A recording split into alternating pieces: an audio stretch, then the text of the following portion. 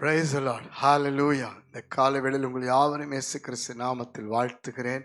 கர்த்தருடைய சிலுவை பாடுகளை தியானிக்கிற இந்த காலத்திலே ஒவ்வொரு வெள்ளிக்கிழமையும் சிலுவையின் ஆசீர்வாதம் என்று சொல்லி தியானித்துக் கொண்டிருக்கிறோம். இந்த காலை வேளையில் கூட கர்த்தர் நம்மோடு கூட பேசுகிற வார்த்தையை வைத்து நாம் தியானிக்கிறோம். மார்க்கு எழுதின சுவிசேஷம் 10ஆம் அதிகாரம் 45ஆம் வசனத்தை வாசித்து பாருங்கள். அப்படியே மனுஷகுமாரனும் ஊழியம் கொள்ளும்படி வராமல் ஊழியம் செய்யவும் அநேகரை மீட்கும் பொருளாக தம்முடைய ஜீவனை கொடுக்கவும் வந்தார் என்றார். ஹல்லேலூயா, ஹல்லேலூயா.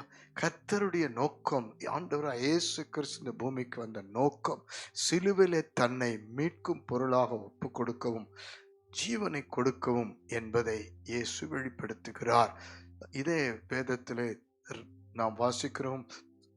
ரோமருக்கு எழுதின நிருபம் 5ஆம் அதிகாரம் 8ஆம் வசனத்திலே, நம் பாவிகளாய் இருக்கையில் கிறிஸ்து நமக்காக மரித்ததினாலே அந்த அன்பை விளங்க பண்ணினார். நம் பாவிகளாய் இருக்கையில நம்மை மீட்பதற்காக தம் ஜீவனை கொடுத்து மரித்தார். 430 ஆண்டுகள் பார்வோன் அடிமைத்தனத்தில் இருந்த இஸ்ரவேல் ஜனங்களை மீட்பதற்காக மோசேவை ஒரு ஒரு ஒரு ஒரு மீட்பனாக ஆண்டவர் அனுப்பினார் எகிப்துக்கு. அங்கு 10 வாதைகளை காண்பித்து பார்வோனுடைய உள்ளத்தை அவர் கடினப்படுத்தி செங்கடலிலே அவனை, அவன் சேனைகள், அவனுடைய பெருமை மேட்டுமை எல்லாம் அழித்து ஜனங்களை ஒரே இரவிலே விடுதலையாக்கி வெளியே கொண்டு வந்து சாட்சியாய் நிறுத்தினார். அந்த தேவன் பாருங்கள், அன்றைக்கு தம்முடைய வல்லமையை வெளிப்படுத்தினார். இன்றைக்கு மனுக்குலம் முழுவதும் அடிமைப்பட்டு இருக்கிறது, பாவத்துக்கு, சாபத்துக்கு, இன்னும் தேவனற்ற ஆராதனைகளுக்கு, மேட்டிமைகள், பெருமைகள், இன்னைக்கு குடி பழக்கங்கள், போதை வஸ்துக்கள், எங்க திரும்பினாலும் துன்மார்க்கங்கள், இன்னைக்கு எங்கும் மரண இருள். இப்படிப்பட்ட ஒரு அடிமைத்தனத்திலிருந்து மீட்பதற்கு யார் இருக்கிறார்?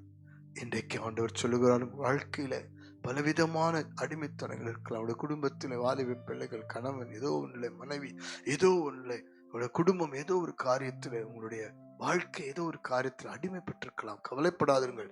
கர்த்தர் உங்களுக்காக சிலுவையிலே ஜீவனை கொடுத்து மீட்கும் பொருளாய் தன்னை ஒப்பு கொடுத்தவர் இன்றைக்கு உங்களை மீட்பார். இன்றைக்கு உங்களை மீட்டெடுப்பார். இன்றைக்கு குடும்பத்தை மீட்டெடுப்பார். உங்கள் வாழ்க்கையை மீட்டெடுப்பார். உங்களுடைய காரியங்களை மீட்டெடுப்பார். உங்களுடைய வாழ்க்கையின் ஒவ்வொரு பகுதியிலும் கர்த்தருடைய மீட்பு புறப்பட ஆரம்பிக்கும். அல்லேலூயா. கல்வாரி சிலுவை நோக்கி பாருங்கள்.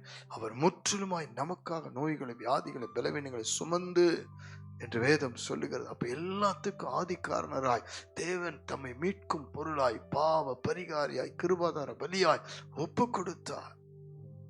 ஹல்லேலூயா. இந்த நாட்கள் மோசேவுடைய நியாயப்பிரமாணத்தினுடைய பலி ஒரு மீட்கும் பொருளாய் காணப்பட்டது.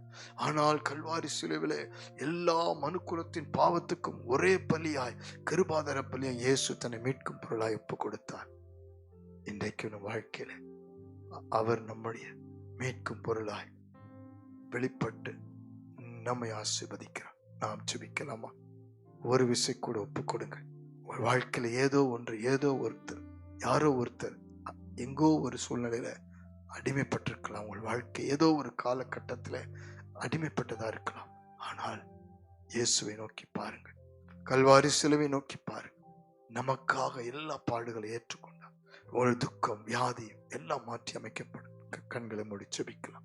பரலோக பிதா, இந்த வேளையில ஜெபிக்கிற ஒவ்வொருடைய வாழ்க்கையிலும் சிலுவையின் ஆசீர்வாதத்துக்கு நேராய் திருப்பப்படும்படி ஆண்டவரே, நீர் மீட்கும் பொருளாய் ஜீவனை கொடுக்க வந்த அந்த தியாகத்தை ஆண்டவரே நாங்கள் எண்ணி தியானித்து உம்மை துதிக்கிறோம், ஸ்தோத்திரிக்கிறோம்.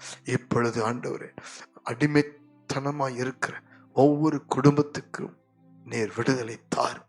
அவர்களை மீட்டெடுத்து தாரும். ஆண்டவர்கிட்ட தூரமாய் இருக்கிற, பின்மாறி இருக்கிறவரை மீட்டெடுத்து தாரும். ஹல்லேலூயா. வியாதியிலிருந்து மீட்டெடும், பாவத்திலிருந்து, சாபத்திலிருந்து மீட்டெடுப்பீராக, பிசாசின் பிடியிலிருந்து மீட்டெடுப்பீராக.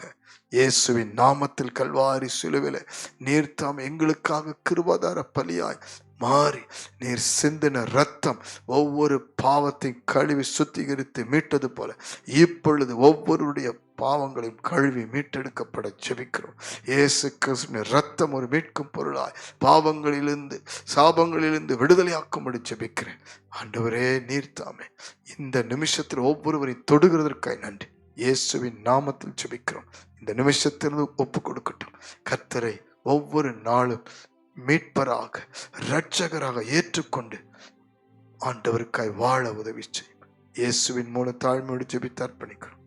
ஜீவனுள்ள நல்ல பிதாவே, ஆமென். God bless you. ஒவ்வொரு நாளும் கர்த்தர் நம்மை மீட்டெடுப்பார்.